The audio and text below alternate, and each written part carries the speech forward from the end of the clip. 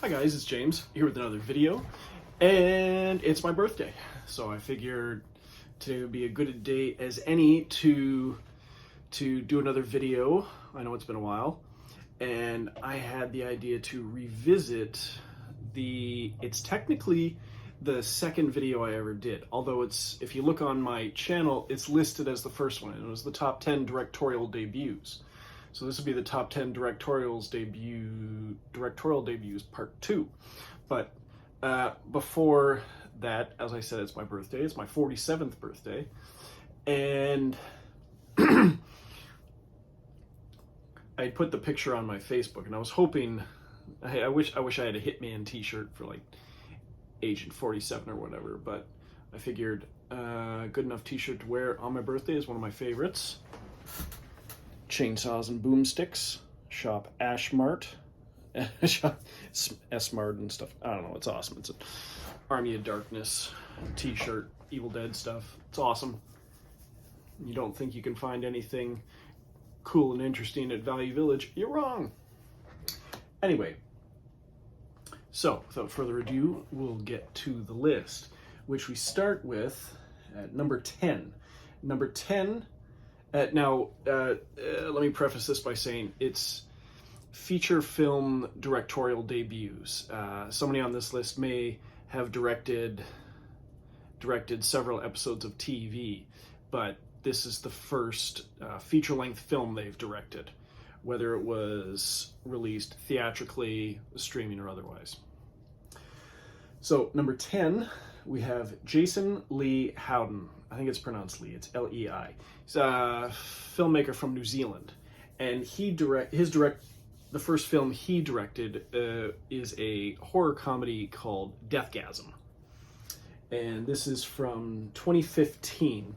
And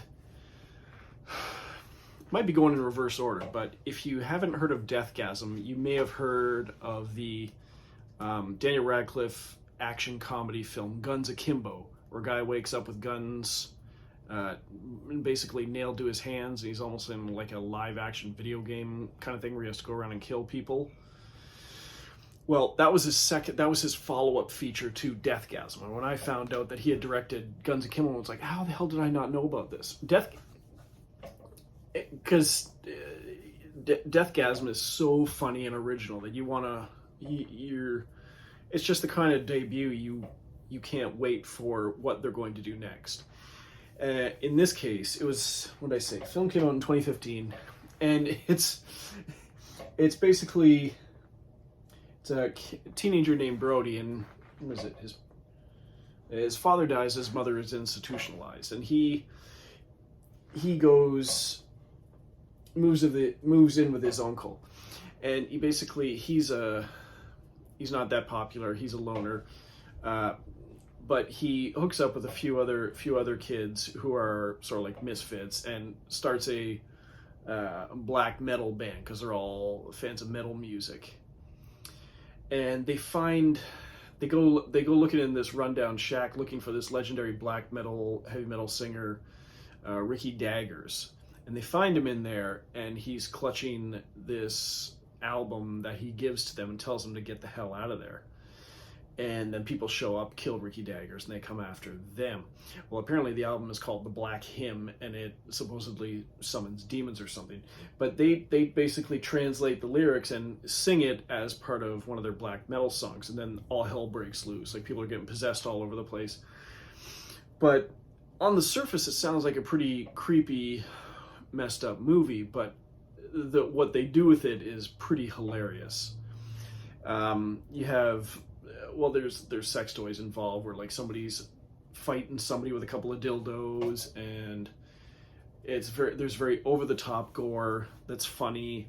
Even some of the demon possessed people, the funny dialogue that they spit out. And I'll say this, spoiler. Not that it really matters, but one of his out of the small group of friends in the band he has, his best friend ends up dying. But at the end of the movie, the story wraps up and you get the credits, And at the end of the credits, the post-credit scene, he puts on an album, like a black metal album or something, and starts playing it backwards, where that old thing of playing certain albums backwards, it has satanic verses or blah blah blah, that kind of nonsense. Well, he starts playing an album backwards, and he starts to hear his best friend's voice, and he starts having a conversation with him, like, "Oh, well, what's hell like?" or whatever. The movie's just hilarious. Anyway, so that's Jason Lee Howden with his directorial debut, Deathgasm. Now, number nine, we've got director Scott Glosserman with his directorial debut. And I can't believe, this is another one, I can't believe I hadn't found a list for this to go on before now. Especially one of the three horror film lists I did in addition to the other ones. Anyway, his directorial debut, the film is called Behind the Mask, The Rise of Leslie Vernon. And this came out in 2006. And the best way I can describe this is like a horror mockumentary, but it's very similar to in structure to District 9. And by that I mean District 9, they have a guy with a camera crew investigating like the alien refugee settlement in South Africa. And the movie is shot as a documentary until a certain point in the movie where it becomes a full-on sci-fi film. Well, in this, it's a budding serial killer named Leslie Vernon who invites a camera crew along to document his process of his first kill, or how he's gonna start his killing spree. And they're probably following him around because they think he's a crazy man, and they're gonna get all this crazy talk on camera, and it'll be great for ratings. But he invites them along, and it's a documentary until the point in the movie where he sort of turns it back on them, and it becomes a full-on horror film. You without even noticing it, just like District 9, the documentary aspect falls away, and you're watching a sci-fi film, and in this one you're watching a horror film. And most of the main people in the film you won't really recognize, but there are cameos. You have a brief cameo by Kane Hodder, who played Jason Voorhees in the Friday the 13th series the most times. You've got Robert Englund in there. You have the short lady from The Exorcist, Poltergeist. You have Scott Wilson from Walking Dead. I think there's a few other people. Anyway, the point is the main guy who plays Nathan Bessel, who plays Leslie Vernon, is the breakout of this movie. Although I haven't really seen what he's done since. Nor have I seen the follow-up that Scott Glosserman did, which is called The Truth Below. But as a directorial debut goes, stellar. So that is Scott Glosserman and his debut film, Behind the Mask, The Rise of Leslie Vernon. Okay, number 8, we have Tom, I always mess up his name, Tom Gormican, who has his most recent film, which, again, I somehow didn't know that he did The Unbearable Weight of Massive Talent, the film that has a fictionalized version of Nicolas Cage starring in it. So he's starring as himself, but not exactly a true version of himself, in an action movie. But his directorial debut was a film from 2014 called That Awkward Moment. And this starred Miles Teller, Michael B. Jordan, Imogen Poots, and Zac Efron, Mackenzie Davis from like Terminator Dark Fate, and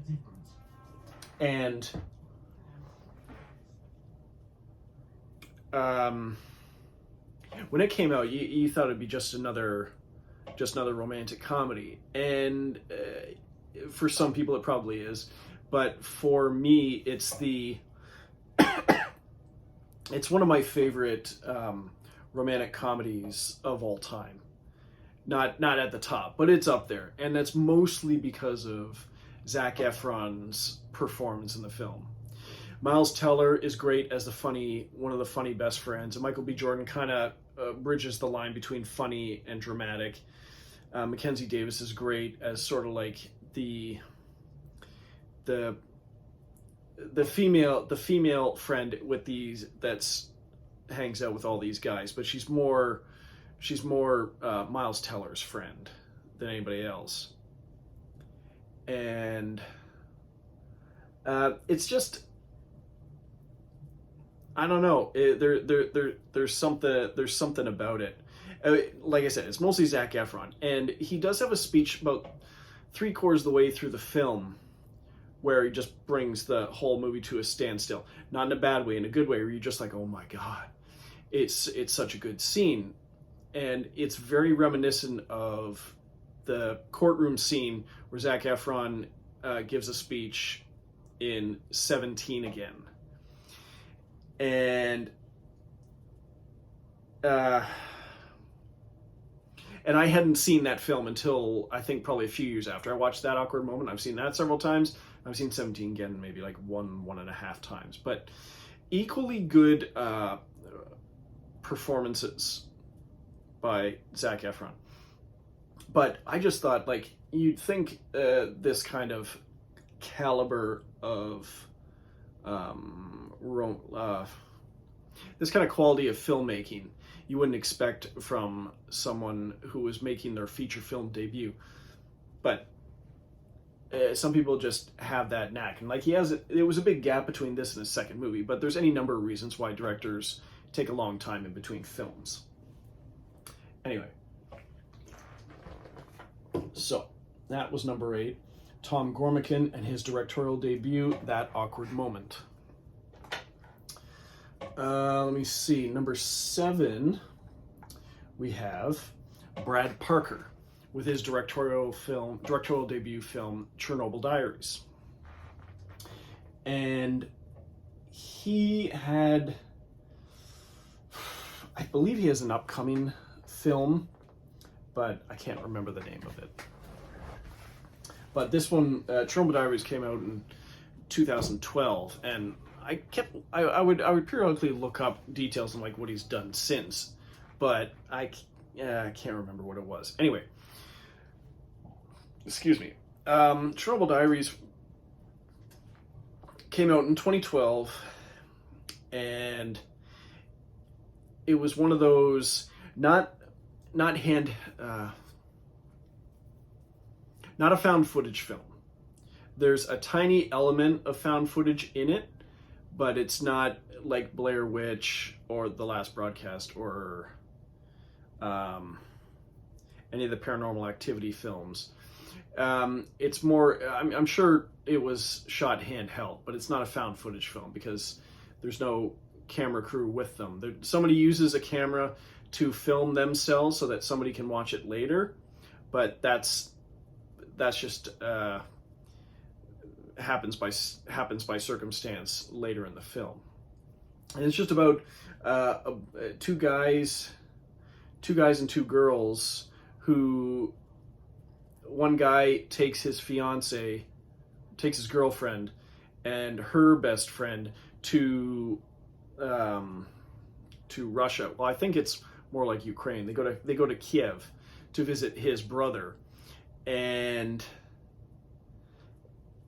who's been living there for a few years, and they go there to visit him. And they were going to originally go on to Moscow to like do tourist stuff, and he talks them into something called extreme tourism. And he finds a guy named Yuri that takes them, smuggles or sneaks them into Pripyat, the city right next to Chernobyl. And it's sort of like it's been abandoned for years.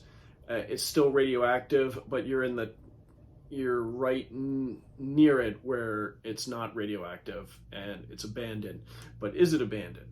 And strange things start happening, and does everyone make it out alive? I don't know. And well, I know because I've seen it several times, but but I thought it was very well done, and it's very creepy the way they make everything look abandoned.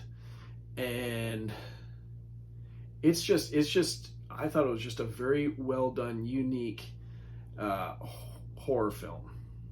And so that was Brad Parker and his directorial debut, Chernobyl Diaries. Let me see. Okay, number 6, we have Brian Klugman and Lee Sternthal, and their directorial debut, The Words. And this one's from 2012, and the two guys were both writer and director of this film. They originally started writing the film back in 1999, and they're childhood friends of Bradley Cooper, who had agreed that whenever they finally got the movie off the ground, he would agree to star in it. So comes around where it's like 2010, 2011, or 2012, and they finally get the movie made, and he still agrees to star in it, even though he's a big star now thanks to the Hangover movies. And so Brian Klugman, who's an actor himself, and Lee Sternthal I hadn't heard of before. Brian Klugman I had. And but they got Bradley Cooper in this film, J.K. Simmons, Dennis Quaid, Olivia Wilde, Zoe Saldana. There's Jeremy Irons, and it's just sort of a story about a writer who, it's sort of like there's a story within a story within a story. Because on the surface, there's a writer who's struggling, and he finds shopping for a bag, like a business book bag, or for a bag for his writing work, and finds a manuscript in there, basically a book that's already been written. And he's desperate for a break, so he puts his name on it, becomes like world famous. Well, it turns out that nobody finds out about this, but the guy who wrote the original manuscript finds out about it and confronts him and tells him the real story of how he came up with the book. Now, the whole thing is that's taking place is a book being read to a crowd by this famous writer, played by Dennis Quaid. And you begin to suspect that it is about him, and basically a younger version of himself is being portrayed by Bradley Cooper. And so it's sort of story within a story within a story. And they have done Brian Klugman had done a movie follow-up to this called Baby Baby Baby. It was pretty good, not nearly as good as this. This is a stunning debut. I saw this twice in the theater, and it's just gorgeous. Now there's a director's cut to the film that's just as good. It just changes some scenes and changes the inside. Anyway, it's just, I imagine that the years between when they tried to get this made the first time and they ended up getting it made, I'm guessing here, only helped the script, helped their craft, helped Bradley Cooper get more experience, go from a good actor to a great actor. So Anyway, that is Brian Klugman and Lee Sternthal and their directorial debut, The Words.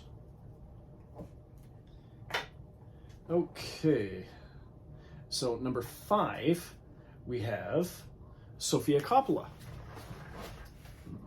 Excuse me. Now, Sofia Coppola is mostly known for her follow-up to her directorial debut. Her follow-up film was Lost in Translation, but her directorial debut, was a film that came out in 1999 called The Virgin Suicides, based on a novel. And I actually saw this one first. I knew of Sofia Coppola because she used to act, and she acted in Godfather Part 3. She's the daughter of Francis Ford Coppola. And so when it was one of those trailers that just grabs you and makes you want to watch the movie. And I've never read the book, but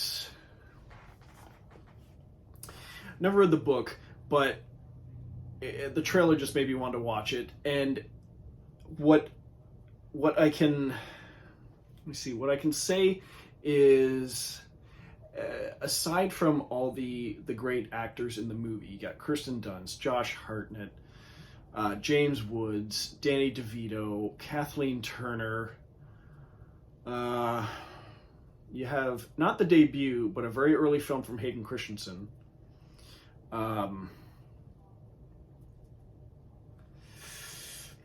What stands out for me is the narration by Giovanni Ribisi. Now, I don't know which character he plays in the film, but let me see. You know which character? Josh Hartnett has sort of like the cool guy character, and you find out there's a future version of him played by Michael Pare. Giovanni Ribisi is the narrator, and he plays one of the other friends because they're trying to get involved with these sisters that their parents are Kathleen Turner and James Woods, very strict family. And these sisters are almost like infamous for not getting involved with anyone, and how strict their parents are. And just the story of these boys getting to know these girls, and just the way Giovanni Ribisi's character narrates it just makes the movie for me. And I'm someone who loves narration and voiceover. I know not everyone does, but it's just how it is for me. And I've said this about certain directors, that they have ups and downs, or hits and misses. And I'm not a fan of all of Sofia Coppola's films. I haven't seen all of them, but I've seen most of them. And her debut was awesome. And then Lost in Translation, it lives up to the bar she set with Virgin Suicides. And then kind of went down with like Marie Antoinette, way down with Marie Antoinette. And then back up a bit with Somewhere, kind of down with The Bling Ring. And I had The Beguiled, a Colin Farrell, Kirsten Dunst film, but I haven't watched it yet. I have high hopes for it. So, that's Sofia Coppola and her debut, The Virgin Suicides. Oh, Sofia Coppola went back up pretty high with On the Rocks, the movie she did with Bill Murray. That was for Apple TV. Okay, so number 4, we have Ben Affleck and his directorial debut, Gone Baby Gone. Now, this was a film from 2007, based on a Dennis Lehane novel. And I have not read any Dennis Lehane novels, surprisingly, because I've loved every film adaptation of one of his books. And which includes Gone Baby Gone, Mystic River. We've got Shutter Island. We have The Drop. We have Live by Night. So, in my opinion, not everyone's, in my opinion, they've all been excellent, excellent movies. And Ben Affleck picked well, for his first two films, basing them in Boston, in and around Boston. Anyway, so Gone Baby Gone stars Casey Affleck, Morgan Freeman, Michelle Monaghan, Ed Harris, and it's basically a little girl is kidnapped, and private eye duo of Michelle Monaghan and Casey Affleck take the case. The mother comes to them and asks them to take the case, and there's all sorts of cops getting involved, and someone may be in on it. There's something fishy about the whole situation, and it's just brilliantly written and directed and acted. It's just a brilliant film across the board. It is still my favorite of all the films Ben Affleck has directed, because Gone Baby Gone is at the top, and then you've got The Town, and then Live by Night, which was another Dennis Lehane. Oh yeah, I forgot that. That was another film based on Dennis Lehane novel. And then I put Argo down here, the one based on a true story. It was a good movie, just not as good as the other ones in my opinion. Anyway, so it's just a stellar film across the board. Acting, directing, writing. It's just amazing. Saw this one in the theater, and it was just, well, as I said, amazing. Anyway, so that's Ben Affleck and his directorial debut, Gone Baby Gone. Okay. Number 3, we have Zach Braff and his directorial debut, Garden State. And it's a film that came out in 2004, and he's only directed a few films, and it was like Garden State, Wish I Was Here, what was the other one? Going in Style, and he's got a new one out, like Best Friend or something. I think it stars Florence Pugh. But this was another one where the trailer just grabbed you, because there was no dialogue in the trailer. It was just a song from beginning to end with like shots, a montage of shots from the film, with like just montage of shots from the film with like cast names and stuff. And it was just the perfect, one of the, I would say just about a perfect trailer, because it was a great song. The shots looked great, and without dialogue, told you a lot about the movie. And the movie ended up being awesome. It was not like a misleading trailer in that you love the trailer, you watch the movie, you're let down. You watch the trailer, you love the trailer, you watch the movie, you love the movie even more than the trailer. It was just great. And I will say, I've seen Wish I Was Here. It wasn't quite as good as Garden State. And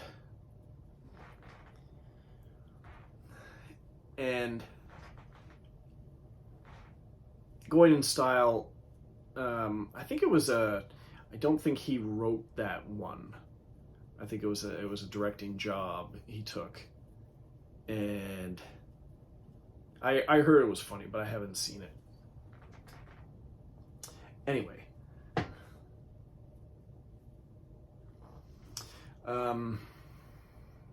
Yeah, sorry. I lost my train of thought for a second. It is just a case where his directorial debut is so high above, and he just kind of went down from there in the quality of the films he directed after Garden State. But it's just because Garden State is so good, it's hard to match that level. So it's not a knock against him. It's just, I love Garden State so much. It's hard to, I don't know how anybody could maintain that level. I guess some directors can, like Christopher Nolan and David Fincher, maybe. Anyway, besides the point. So that was Zach Braff with his directorial debut film, Garden State. Okay, number 2, we have Christopher McQuarrie with his directorial debut, The Way of the Gun. Now, he had been a writing partner of Bryan Singer on, like, what was the film? Writing collaboration with Bryan Singer on Usual Suspects, Apt Pupil, Public Access, their first film together. And then they sort of branched off. They ended up coming back together for Valkyrie, and then they branched off again. Anyway, Bryan Singer went on to do his thing, and Christopher McQuarrie, who was a writer, became a writer-director. And his directorial debut is The Way of the Gun, a film from 2000, and it was like Ryan Phillippe, Benicio del Toro, James Caan, Taye Diggs, Juliette Lewis, Nikki Katz. It's just, and the dialogue in the film, I would put it on par. I wouldn't put the movie on par with Usual Suspects, but I'd put the quality of the dialogue on par with Usual Suspects, because the dialogue is that good. The action is great, and it's a pretty funny movie at times. It's just two guys who take a pregnant woman hostage to hold for ransom, because the family that has she's a surrogate for this rich woman, and they kidnap her, take her hostage so that they can hold her for ransom. This rich woman will pay to get her and her baby back. And that's Ryan Phillippe and Benicio del Toro just killing it on screen, and like James Caan is the sort of enforcer bagman who is sent to negotiate and get Juliette Lewis, the pregnant woman, back, and like probably take out these guys, basically solve the problem. And Scott Wilson again is in this one too. He's like the rich guy, and his wife is the one who wants to get the baby back. Anyway, just as I said, just stellar dialogue and awesome acting, good action, and great acting across the board with everyone. Let me see, like Christopher McQuarrie, like his directing. Ooh, it's tough to say. I mean, this is a strong directorial debut, and like he's done a few of the Mission Impossible films. He did. Let me see. I think he's mostly known for the Mission Impossible films, but let me see.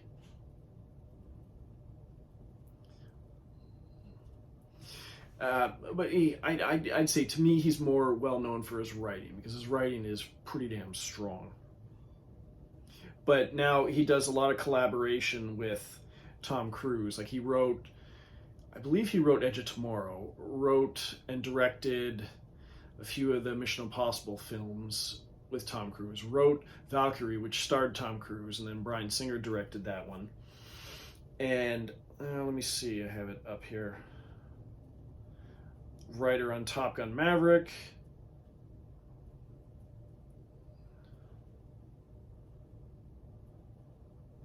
No, it's not going to say. Doesn't want to say that he's a director.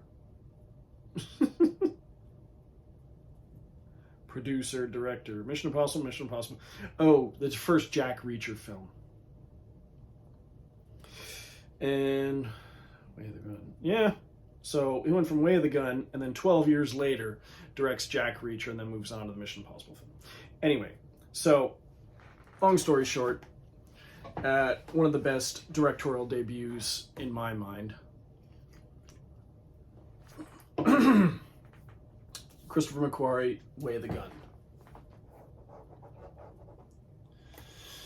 Okay, number 1.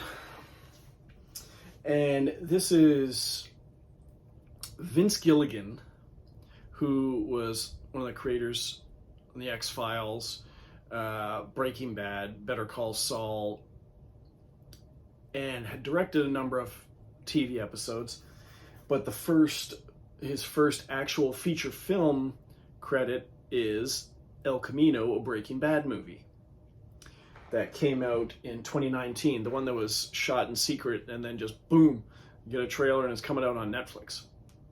I think it came out in some theaters too. And now I'm not the biggest fan of Breaking Bad. I liked it a lot. It took me like 3 times to get through season 1, which is a really short. I always say this. It took me 3 times to get through season 1, and it's a short season. But the more I saw the show, the more I liked it. And I haven't seen Better Call Saul yet, but I figured I'm gonna watch the movie. I really like Aaron Paul as an actor, and I liked his character in the series, but I wondered if I would like the film, because the trailer that they put out was, I think, the character named Skinny Pete just being interrogated by the police, and you don't know what it's about and who he's talking about until the very end, when he says, "I'm not going to tell you where Jesse Pinkman is," and then the title comes up, El Camino, Breaking Bad movie. It's like, holy shit, there's a Breaking Bad movie. And the movie is amazing. I've seen it probably 4 or 5 times now, listened to the commentaries, watched every special feature more than once on the Blu-ray, and it instantly jumped into my top 10 favorite films of all time. I can't believe it. Like I said, I'm a big fan of Aaron Paul's acting in especially Need for Speed, Come and Find Me, all that sort of stuff. But I found this to be not a different character, because he's still playing Jesse Pinkman from Breaking Bad, but it's a more evolved character. He's been changed by his captivity and escaping and the trauma he experienced. And I don't know, the movie, it was shot, it just looks great. The dialogue is amazing. The cameos from people who were on the show come back. Excuse me. And it picks up pretty much right where the series left off, Breaking Bad, and goes right to, and leaves off with a hopeful ending for Jesse Pinkman. And not to spoil anything, you want him to get away and succeed. I won't say how. I'm just saying it's the kind of ending you're left with. So you're left with a good feeling, which is what you want from a movie. And yeah, there's not much more I can really say about that. It's my number 1 on this list for a reason, and I highly recommend it. I'm going to watch it today. It's one of the movies I picked to watch today on my birthday, and I can't wait. Okay, well, that is it for this one. Like I said, that was Vince Gilligan and his debut film, El Camino, a Breaking Bad movie. Like, comment, subscribe. Thanks for watching, and toodles.